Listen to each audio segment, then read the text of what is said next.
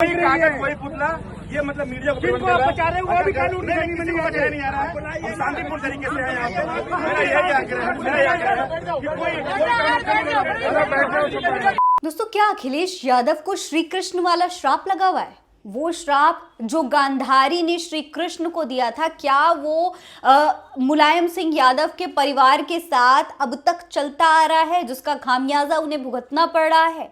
ये बात मैं नहीं कह रही, ये बात गोदी मीडिया कह रहा है। गोदी मीडिया की खबर, गोदी मीडिया की एक स्टोरी बता रही है। ये वो स्टोरी है। देखिए दोस्तों, ये अगर आप स्टोरी पढ़ेंगे ना तो आपको समझ में आएगा कि गोदी मीडिया ने जो निष्पक्षता का मुखौटा लगा रखा था कि भाई हम तो मीडिया हैं, हम तो देश का चौथा स्तंभ है, हम आपको सच दिखाते हैं, हम निष्पक्ष हैं, वो मुखौटा भी उतार करके एक किनारे रख दिया है। अब तक तो चाटुकारिता कर रही थी गोदी मीडिया, और अब जातिवादी मीडिया बन चुकी है, अब मनुवादी मीडिया बन चुकी है। यादव समाज का अपमान कर रही है। मुलायम सिंह यादव के पूरे कुनबे का ही अपमान नहीं किया, बल्कि पूरे यादव समाज का, यदुवंशी समाज का अपमान किया है। वो यदुवंशी समाज जो कि श्री कृष्ण के वंशज कहे जाते हैं, उस पूरे यदुवंशी समाज का अपमान हुआ है। सवाल ये है कि क्या अब हिंदुओं की भावनाएं आहत नहीं होंगी? समाजवादी पार्टी की तो आहत हो रही हैं, मुलायम सिंह यादव की परिवार की भावनाएं आहत हो रही हैं, अखिलेश यादव की भावनाएं आहत हो रही हैं। लेकिन सवाल यह है, क्या इस घटना के बाद पूरे हिंदू समाज की भावनाएं आहत नहीं हो रही हैं? क्या वो लोग जो छोटी छोटी सी चीजों पर आहत हो जाते थे, क्या अब यादव भी हिंदू हैं, क्या उनकी अपमान पर तमाम जो दूसरे हिंदू समुदाय हैं, क्या वो आवाज नहीं उठाएंगे? क्या है पूरा मामला? किस तरीके से अखिलेश यादव का अपमान किया गया, किस तरीके से यादव समाज का अपमान किया गया, सब कुछ आज की इस वीडियो में मैं आपको बताने वाली हूँ, इसलिए वीडियो को पूरा जरूर देखिएगा।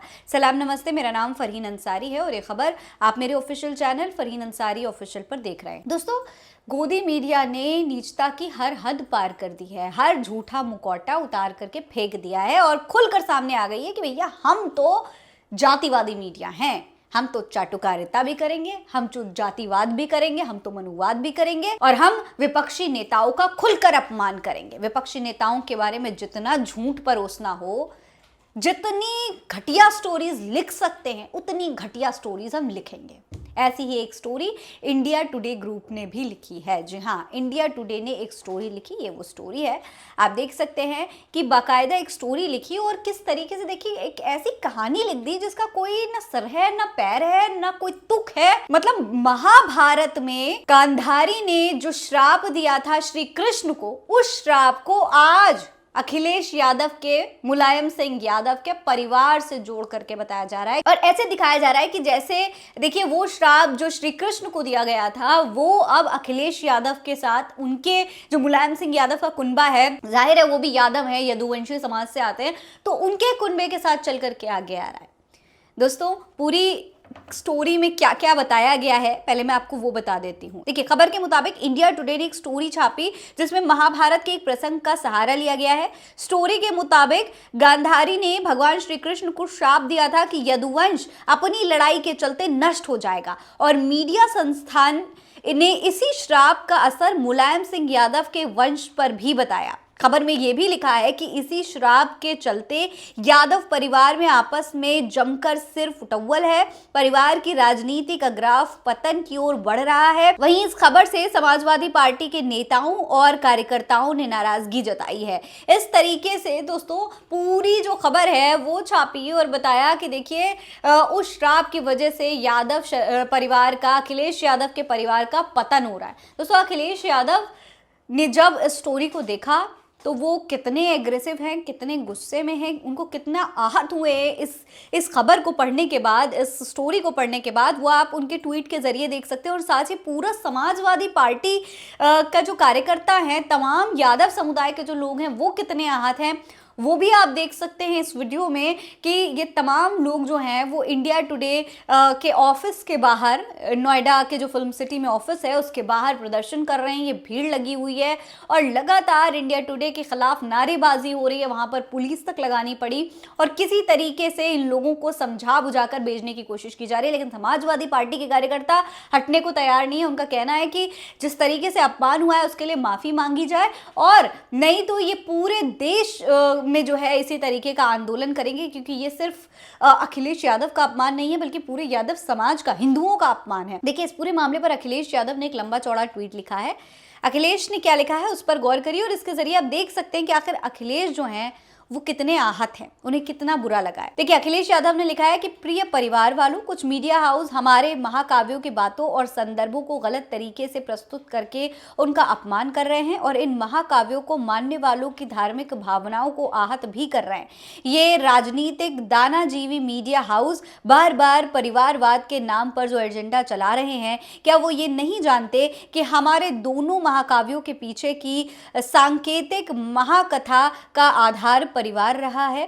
दरअसल सत्ता भक्ति में लीन ये लोग जाने अनजाने में परिवार के नाम पर हमारी पौराणिक महागाथाओं का मखौल उड़ा रहे हैं और उनकी प्रतीकात्मक कहानियों को बदनाम कर रहे हैं।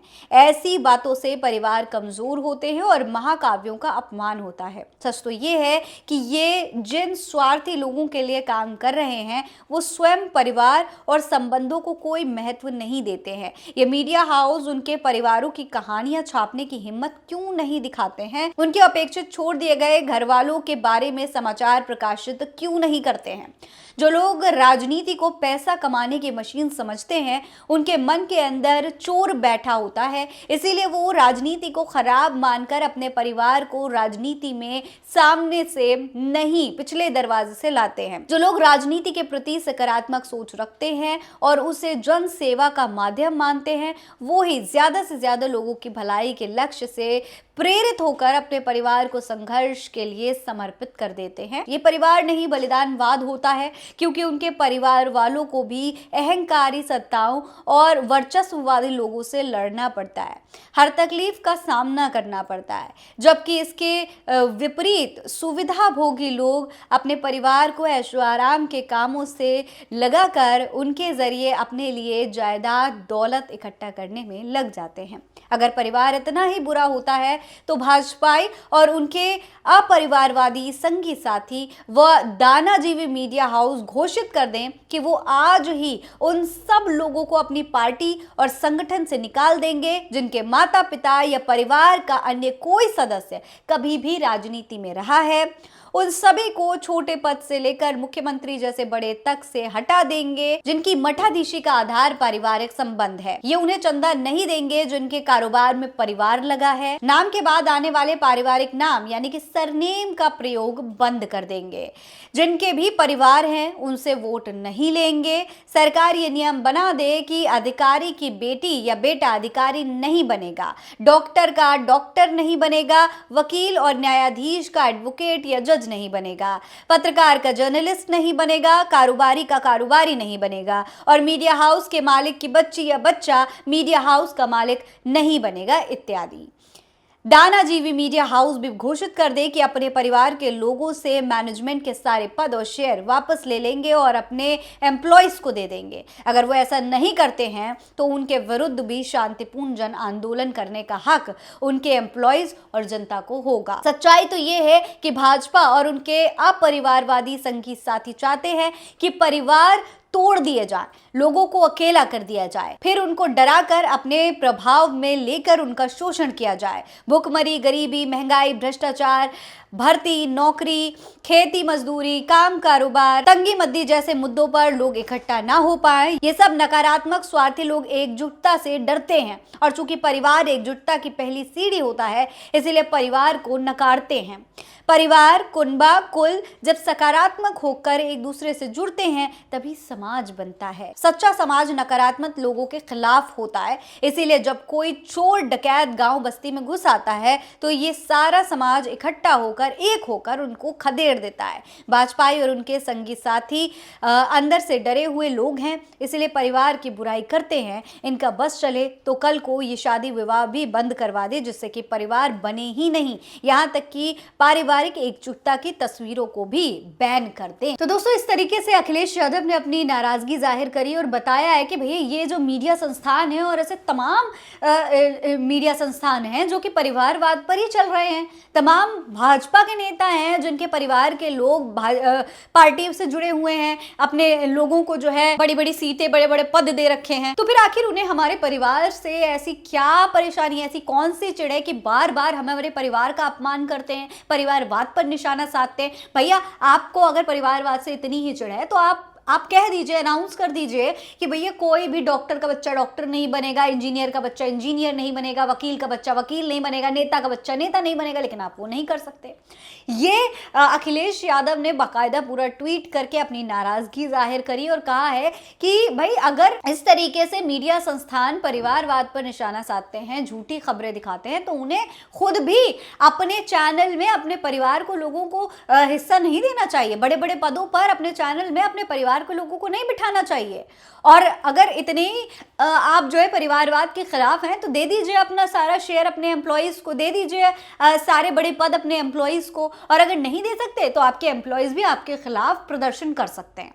इस तरीके से अखिलेश यादव दोस्तों अपनी नाराजगी जाहिर कर रहे हैं। हालांकि अब इंडिया टुडे की तरफ से, गोदी मीडिया की तरफ से क्या इस पूरे मामले पर माफी मांगी जाएगी या फिर समाजवादी पार्टी आगे इस पूरे मामले पर कोई बहुत बड़ा एक्शन लेने वाली है, ये देखना बहुत ही दिलचस्प होने वाला है, क्योंकि ये पहली बार नहीं है जब समाजवादी पार्टी इतनी गुस्से में नजर आ रही है। ये सिर्फ समाजवादी पार्टी जो है ये सिर्फ अपना अपमान, अखिलेश यादव का अपमान नहीं समझ रही, बल्कि पूरे यादव समाज का अपमान समझ रही, पूरी यदुवंशी समाज का अपमान समझ रही है। इस पर अब किस तरीके से आगे प्रदर्शन होने वाला है, क्या बहुत बड़ा देशव्यापी आंदोलन होगा, ये देखना बेहद दिलचस्प होगा। फिलहाल इस पूरे मामले पर आप क्या कहेंगे, कमेंट बॉक्स में लिखकर हमें ज़रूर बताइएगा और ऐसी तमाम खबरें देखने के लिए चैनल को सब्सक्राइब करना मत भूलिएगा। जय हिंद, जय भारत।